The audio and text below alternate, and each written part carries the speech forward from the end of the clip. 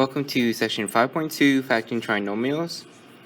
So, in this section, with trinomials, 3 terms polynomial, we're going to focus on factoring into its simplest parts. Now, when it comes to factoring, that we need to know that the operation that is involved is dividing. So let me do a little review. So we know that with FOIL, the operation is multiplication or multiply. Now we know that the opposite operation between multiply and the other operation would be divide.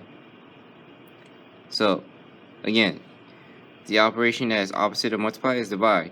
So factoring involves divide. So therefore, we can say that factoring is the opposite of FOIL. So the reason I want to bring that up is during the work for factoring, some may confuse on needing to distribute. In this case, you don't need to distribute. If you distribute, then you're basically going to undo your work, which I will point out later on as we continue working on this example. I just want to stress the importance that FOIL and factoring are opposite of each other. So therefore, multiply and divide, again, is opposite of each other. So FOIL involves with multiply, while factoring involves with divide, which again, I will point out the difference with the operation of divide and where I have seen students mix up the operation where they think that they need to distribute, which I will point out. And again, I just want to stress the importance and difference between FOIL and factoring. So before we can start any kind of work with factoring, we want to make sure that the polynomial is equal to 0, always. So in this example, x squared minus 2x minus 14 equals 3x. So the polynomial doesn't equal to 0. Now let's take a look at what we have here. I have 3 terms on the left side of the equal sign, while I have just 1 term. So what I'm going to do is that I'm going to have all my terms on the same side.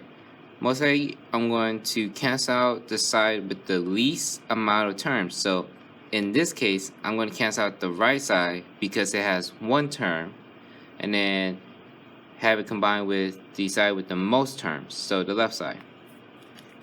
The opposite of 3x is minus 3x, and I'm going to combine like terms, so I'm going to combine with the negative or minus 2x.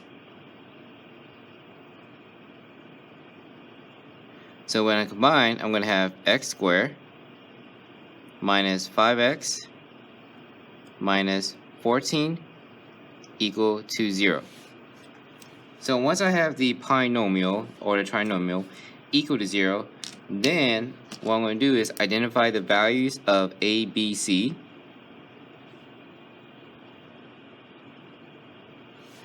So my value, where a is my invisible 1, my b value is negative 5, and my c value is negative 14. So a, b, c are just number values. As you can see, I didn't write the x squared on the 1, and I did not write the x on the negative 5. Again, a, b, c is just numbers. Then I'm going to set up my work for factoring.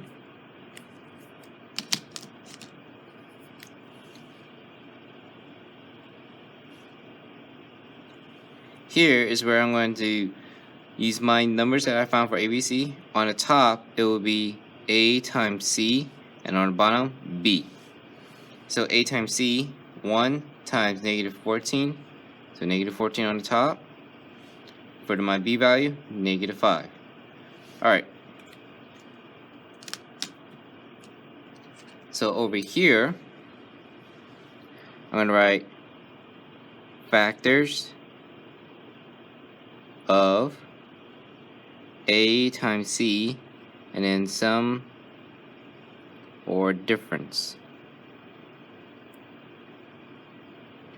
So I write this out to organize my work and then identify possible factors that we have in this problem. So we're looking for possible factors of negative 14. So let's think of some possible factors that we can use for negative 14. I can use negative 1 times positive 14 will equal to negative 14. Okay, so let's double check our numbers. If I combine negative 1 with positive 14, so that's basically negative 1 plus 14, my summing difference will be 13. So I'll check with the summing difference and my b value. It doesn't match, so I can't use these two numbers. So let's use another set of factors for negative 14. So say I use negative 2 times positive 7. When I multiply, I will get negative 14. So let's check the summing difference between the two factors. Negative 2 combined with the positive 7, so that means negative 2 plus 7. My summing difference will be positive 5. So it's not the exact same number, but close to it. So what I can do, since this is the opposite sign of my b value, what I can try is switching my negative, so I have negative 7 times positive 2. When we multiply, of course, it will be negative 14. And when I combine negative 7 with positive 2, meaning negative 7 plus 2, my sum difference is negative 5. So my correct pair of factors is negative 7 and positive 2. So what I'm going to do here is I'm going to write my negative 7 over here, but with the x, and then positive 2 with the x. So once you identify the correct pair of factors to use in this problem, we're going to set up our work for factor by grouping.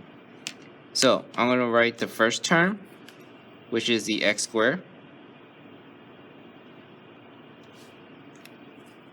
Then I'm going to write these two terms next.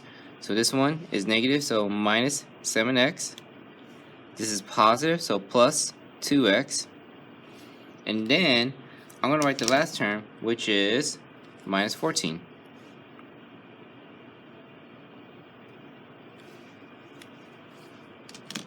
Of course, it's equal to 0. Now, we're going to start factor by grouping. So what we're going to do first is identify the common factor, our greatest common factor on the left side.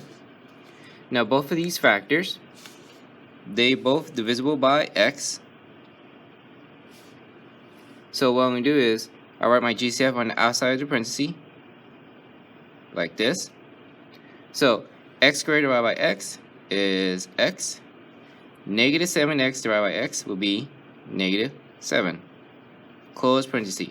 Alright, I am finished with the left side. Now I'm going to work on the right side. So what I'm going to do is I'm looking for a greatest common factor between these two terms. Now both of these terms are divisible by 2. And the reason I'm going to write positive 2 is because the first term on the right side is positive. Same thing over here. The first term on the left side is positive, so my greatest common factor is positive. So since my first term on the right side is positive, I'm going to write positive 2. So here I'm going to write plus 2. So 2x divided by 2, that will be x. Then negative 14 divided by 2 will be negative 7. Close parenthesis. Now, I want to take a look at the expression that I have, my binomial expression inside the parenthesis. If you look closely, on the left side, I have x minus 7, and on the right side, I have x minus 7. Since they are exactly the same, then I'm going to group the outside factors, my x over here, and my plus 2 together. So, again, hence the name factor by grouping. Now, earlier I mentioned about how factoring involves with division or divide. As you can see here, I'm dividing my terms, the left side, by its greatest common factor, which is x, and on the right side, I'm dividing by 2, the greatest common factor, again, on the right side. Now, at this point, at the very bottom, this is where some confuse and think that they had to distribute, when in this case, they don't have to. They just have to keep going on factor by grouping. So, it ties into the previous section 5.1, factor by grouping, and factor by GCF. All that comes together here. So that's why at this part is where you can see factoring involves with division. And then at the bottom, now it's just similar to factor by grouping. Since the expression inside the parentheses are exactly the same, I'm just going to group the x and the plus 2 together. And I'm going to write over here. So my x and plus 2, I'm going to put it together as one group. And then my second group is the binomial expression that were exactly the same, x minus 7, but I'm just going to write it once. So this is my factors.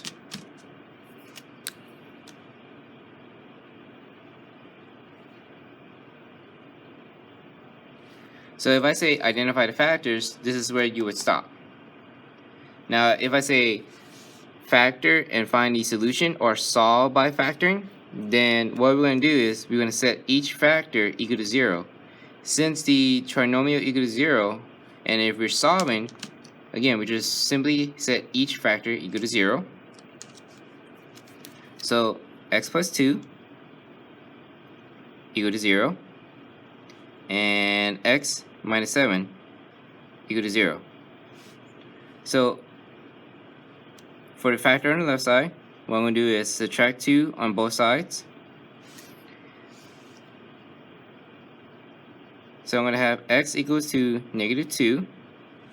Then with the factor on the right side, I'm going to add 7 to both sides. So I'm going to have x equals to positive 7. So my solutions are x equals to negative 2 and x equals to positive 7.